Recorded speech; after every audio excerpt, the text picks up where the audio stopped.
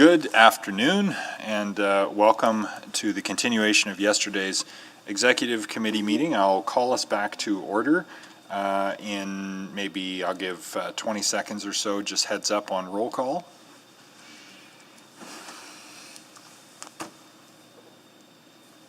For members of committee to be ready to go. Okay, I think we're all here. So Vice Chair McKean. Ready to go, Mr. Mayor. I see you there. Thank you. Councillor Cartmel. Good afternoon. Virtually, thank you. Councillor Hamilton. Good afternoon. Good afternoon. And virtually, and Councillor Walters is here live and direct. Hello, everyone. Welcome. And then in person, I also have interloper Henderson. I am here, interloping. And I see Councillor Knack loping as well in the internet. Yes, good afternoon. Thank you. Any other members of council joining us virtually here today to observe? Not seeing any, then welcome to everyone who is here. Thank you for coming back. Those of you who are here for item 627. So we had heard from all the speakers yesterday on energy transition and pretty much ran out of time. So we're going to pick that discussion up in a bit here once we have talked to or heard from the speakers, pardon me, on the closure of vehicular access to title parcels for Valley Line West, bylaw 19437. So I'm told that we have Mr. Wilmot and Mr. Steinwand with us here. You'll each have 5 minutes to offer your comments, and then I'm sure there'll be some follow-up questions for you both. So Mr. Wilmot, you're up first. Welcome and go ahead. Good afternoon. My name is Wayne Wilmot. I own the property at 9245 156th Street. I'm here today to ask for approval of an exception to the closing of the access on my property. Now, just to give you a little history, I purchased the property in 2010. Number one, to add a secondary basement suite. And number two, to add an addition from my house to my garage. Now, the addition from the house to the garage was built because my mother was in a nursing home and I was bringing her back out and she was in a wheelchair, so I needed to have an enclosed area when I brought her out of the house to put her in a vehicle, etc. I don't know, the item or the information I sent you, there was an application for the curb crossing request, which was April the 23rd, 2010. I have there's details of the building permits on the tax assessment from 2011. There was the secondary suite was approved June the 21st, 2010 with approved parking at the front of the house, and the addition was approved September the 16th, 2010. Now, I attended a couple of forums on the LRT. The first one I went to was the access, or the 156th Street was going to be a one-way, which I thought was fine. The second forum I went to, they changed it to a lane in each direction, which I thought might be a problem, but I talked to somebody there and they indicated to me that with the two accesses, they didn't think there'd be a problem. So everything went well until spring of 2019. I hadn't heard from anybody about the accesses or anything on the LRT. So I contacted the city and she told me that they had sent a letter out to me in October of 2018 indicating they were going to close the accesses. Now, I either misplaced it or didn't receive it, but she sent a copy of the letter to me, and then I looked at it and then I phoned her back and said that I'd like to appeal the decision to close it. So in the meantime, she said she would send somebody out from the city to do a report on the property, which there's a copy of the letter and the recommendation from Doug Falk, General Supervisor of Property Acquisitions. From what I gather, the main concern about closing the accesses is people reversing onto the street. Now, basically the front of my property, you can tell from the pictures that it's basically all driveway.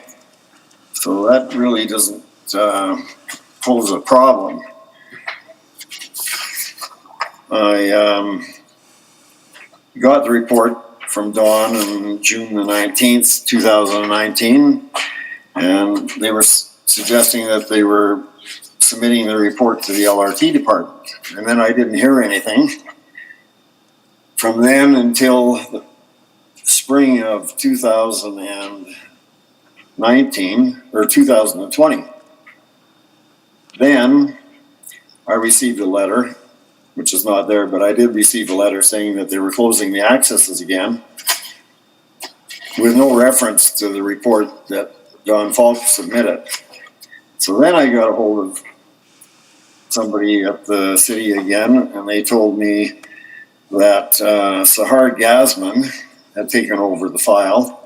So I got a hold of her on Friday or on August the 7th, told her the situation. So we had a meeting with the LRT department and herself on August the 12th, which there is a letter dated August the 13th, and it's summarizing the discussion. Now, in the letter, they indicated that I had a unique situation. Number one, because of the front drive garage. Number two, because of the approved suite that had the designated parking at the front.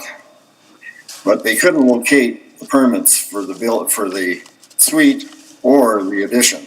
So I had to get them, and that's what when I sent the tax notice that had it on there. Then I got to Sahar again a couple of days later, and she said she got the Mr. information Wilmot. again, she needed the I'm sorry, approval. Mr. Wilmot. Yeah. I'm sorry, we're past the 5 minutes now, so I'm sorry. gonna get you to pause there, but I'm sure there'll be some Okay. follow-up questions for you. So Okay. thank you. We will come back to you though, I trust. So now we're gonna hear from Mr. Steinwand. You've got 5 minutes, sir. Go ahead. Thank you, councillors, for the chance to speak. I apologize for the late appeal as I've been out of town until recently. For an outside worker, I found this entire process very, very stressful. I've never spoken publicly before. For someone without a degree or experience, the city's lawyers, officials, procedures, and processes are overwhelming. If it hadn't been for the help of a friend, I wouldn't even be here. Next June, my family will have lived at 9234 156th Street for 50 years. I bought the property from my father. I've since gone through a divorce, and it's only in the last year that my divorce was finalized that I have clear title to the house again. Now I'm pensioned, and it's my primary residence with my daughter living upstairs while attending university. That makes 3 generations of my family who have lived at this address. My situation on this block is unique. I have 2 garages, one off the alley and one off the front. I called my alderman a year and a half ago and he told me to talk to someone involved with the LRT, but he didn't offer any assistance or contacts information. This left me frustrated because I don't know or didn't know where to turn. About 6 months ago, I was contacted by the city of Edmonton. Again, it was frustrating as I don't have much experience with email or internet. While the postal system is an option, I was repeatedly told that the most up-to-date information only came by email, leaving me lost.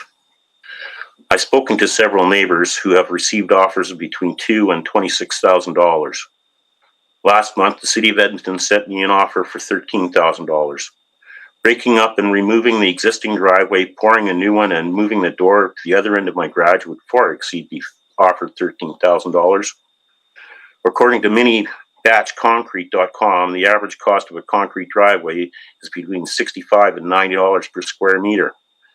To give me the same amount of parking alone, it would cost over $7,000. In addition, moving the garage door to the back, removing the old driveway, landscaping, and changing the back fence would easily amount to $10,000. There's no compensation for loss of lifestyle. Parking across the back of the property reduces my property's green space by about 40%. This is the area of the yard that I use. I don't sit in the front, as is on a major road, which will be even less inviting after the completion of the LRT project. The city has done away with alleys in new areas, but the city is forcing me to use mine. In 50 years in this home, the only cars I've had stolen or vandalized have been in the back alley. A car I had parked in the back had the gas door ripped off and gas stolen, in spite of my leaving it unlocked so vandals wouldn't break the windows to get in. I was getting sick of repeatedly closing the door after it had been rummaged. But when the catalytic converter was stolen, I'd had enough. I sold it this October. I have 4 of 6 cars registered for myself and daughter at this address. Cars are my hobby.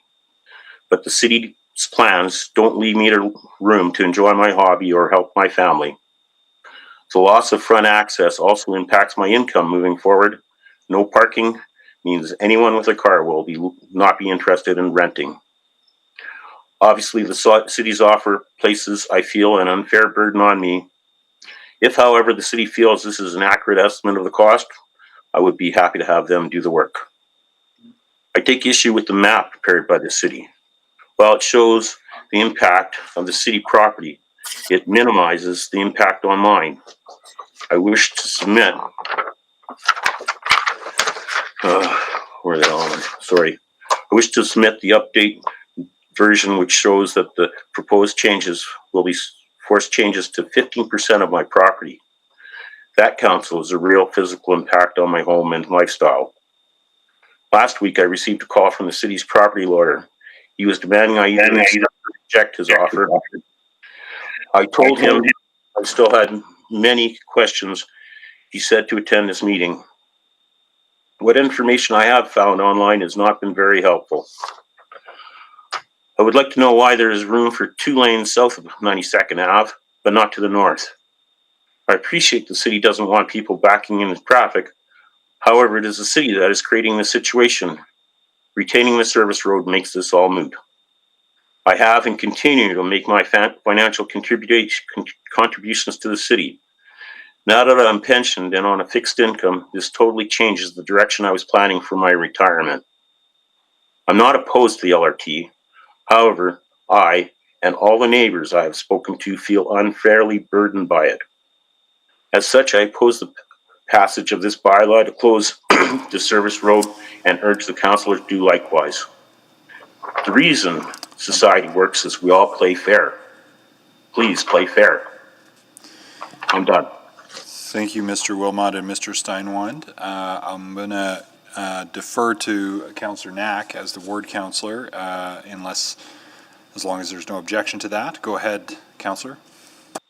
Thank you, Mr. Mayor, for that, and thank you to both of you. And first, my apologies, Mr. Steinwand, because I remember when you contacted, my understanding was that the LRT team was going to contact you directly, not that we were going to have you then find a way to get in touch with them. So I'm not sure what had happened there, so I'll just apologize on that, because typically it's our goal to get them to call you directly when there was a challenge like that. So, and the other pieces, I think we'll likely have to go in private at some point to ask about the compensation piece you're talking about. But I will ask some of those questions on your behalf to get a better understanding of how they came to the cost that they did. Mr. Wilmot, I wanted to ask you, and I know we had a chat at your door about this. So the one question I had, because I think the one thing you've suggested, and obviously it's fairly visible for anyone who has the map, is that for your property, there are actually 2 access points off 156th Street. So you mentioned that you have the permits for the other pieces. There was some dispute, I guess I would say, between the city's perspective as to whether both of those were permitted. So is that one of the things you had also submitted? I just wanted to see where we're at on the latest for that. Well, what happened with that is that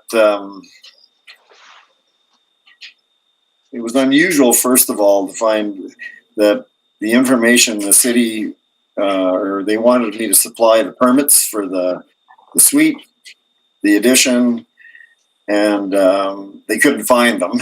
So I had to go back and find them. So I found them for them. And then after I found that, then they came back to me and said they wanted the approval letter for the crossing or the second entrance. So I found the application, which you have, dated April 23rd, 2010, I believe. I could not find the approval letter. So I went back. So I sent them the application. She said, fine, they would check into it.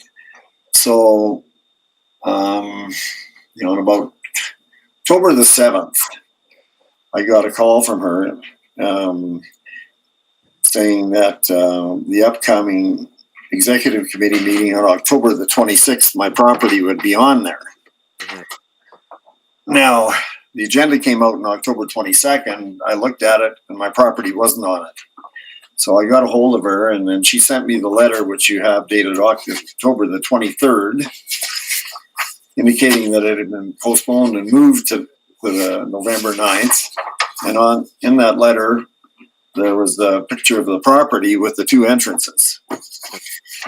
2 days after I received that letter, I got a call from her saying that she was taking the second entrance off the property for the committee meeting because I didn't have the approval letter. So that's why you have the application right now and it only has one entrance on it. Yeah. But to be very clear, that in this particular, and the challenge that we've run into, and along when we're having these conversations, is generally if there's only one access in, which is pretty much every property. We heard it earlier from our other speaker that the city's trying to avoid having people back out onto a major road.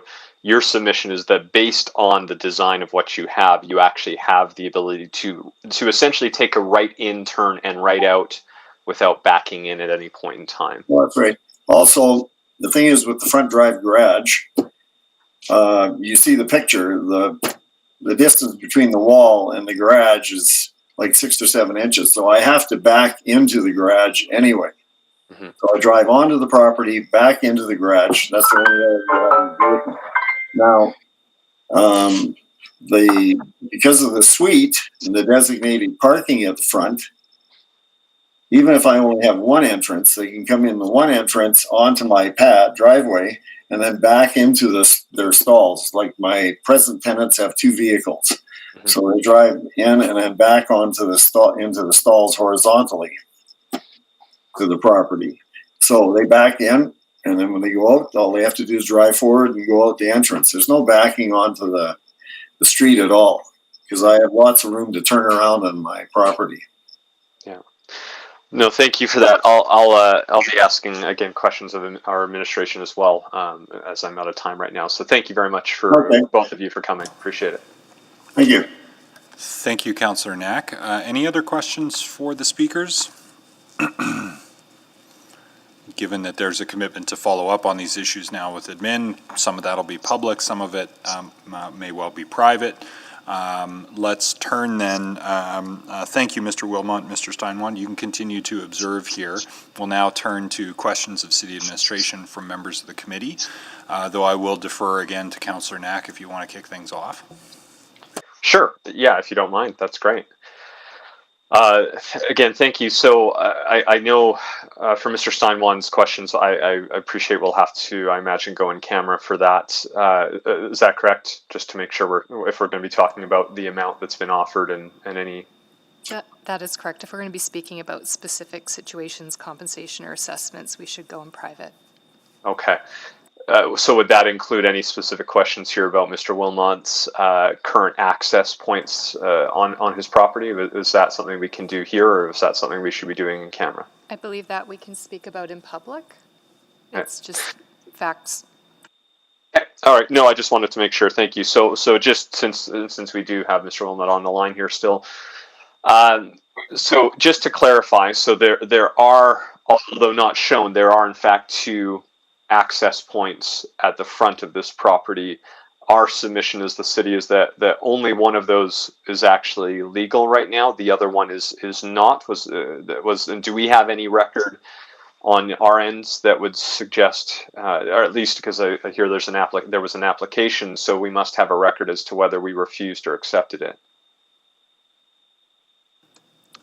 It's our understanding that the one access that exists has been essentially grandfathered. It's been there for a very long time. The other one, we are unable to retrieve any record of receiving an application or that an application was thus approved for the second access.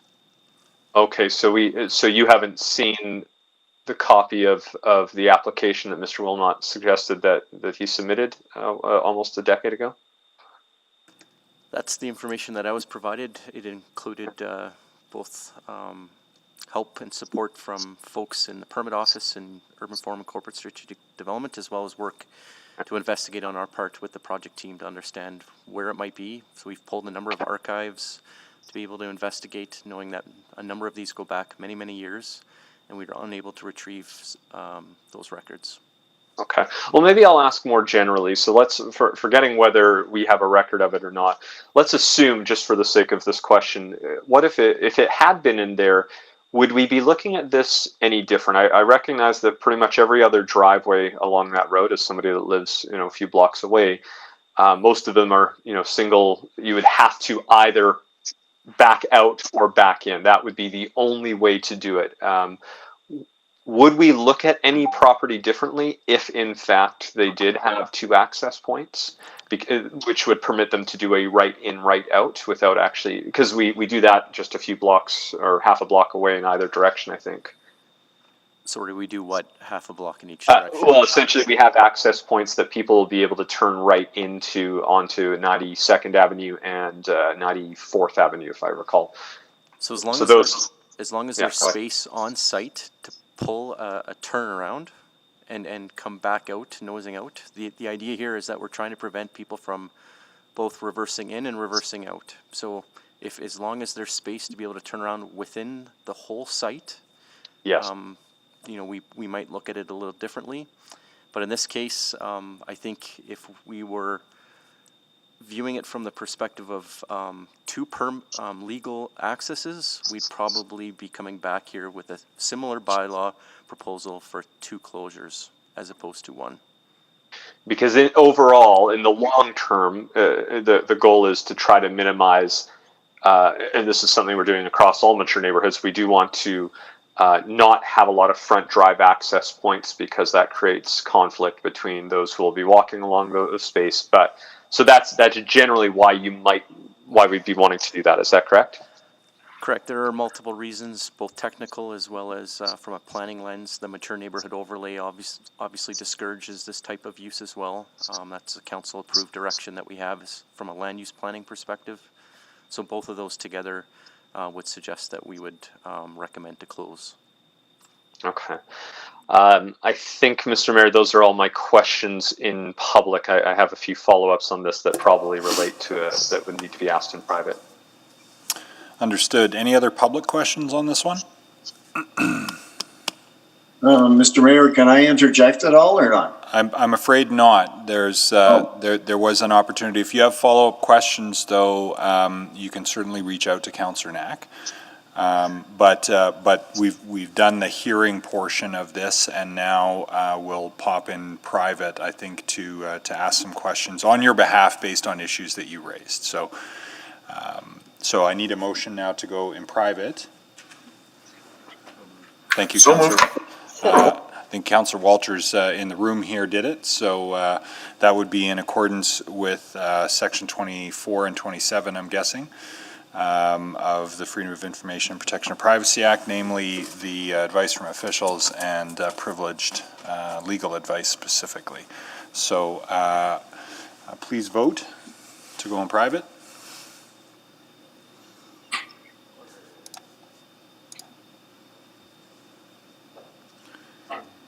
Thank you. Display the vote, please. That's carried.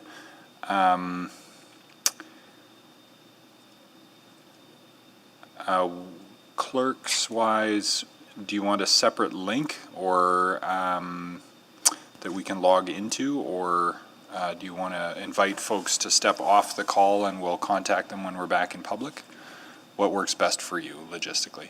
I would suggest that anyone participating in the meet right now that is not listed on the delegation list, so that any public speakers as well as the administrative delegation for any other items, if they hopped off the meet at this point and tracked the live stream on edmonton.ca/meetings, as long as they're logged in to that live stream, it will show that the session is in private, but they'll hear when the meeting reactivates and they could join the meet at that time. All right, so Mr. Wilmot and Mr. Steinwand, what we're going to do is release you from this virtual part of the meeting and encourage you to, when we come back in public, the best place for you to watch that is through edmonton.ca/meetings. If you need some help from the clerks, you can reach out to them at the contact information provided in your registration to make sure you're able to see what we're doing. But as soon as we come back in public, you'll be able to hear and observe any further conversation or direction arising here. But we'll have to get you to pop off now from the Google Meet here so that we can get the legal advice that we need. Okay.